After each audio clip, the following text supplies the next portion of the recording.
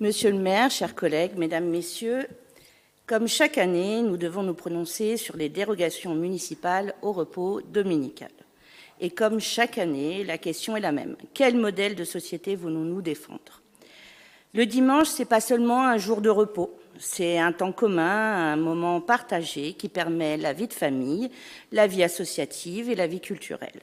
C'est un espace de respiration dans un monde déjà saturé par le travail, la consommation et la précarité. Mais pour beaucoup, ce repos n'existe plus. Je pense à cette caissière, mère isolée, qui n'a pas le choix. Si elle refuse de travailler le dimanche, elle perd des heures.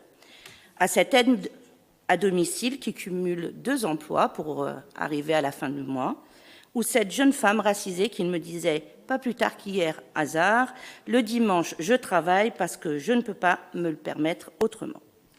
Ces témoignages ne sont pas des exceptions.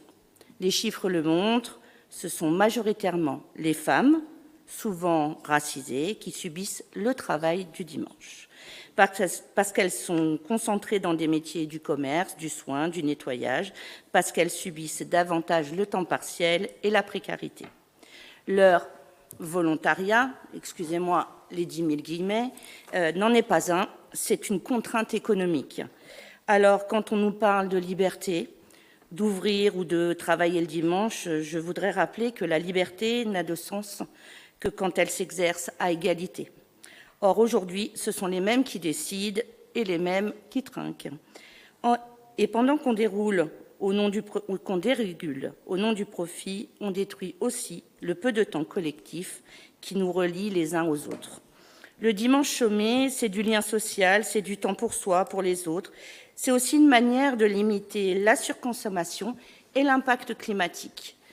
Pour la 6e année consécutive, les élus France Insoumise voteront contre ces dérogations parce que défendre le droit au repos, c'est aussi défendre une autre idée de la France, une idée de la France du partage, la France de l'égalité réelle, la France du respect du temps de vie. Une nouvelle France qui refuse de sacrifier les plus fragiles sur l'autel du commerce, qui a le courage de la radicalité, celui de dire non quand le bon sens humain l'exige.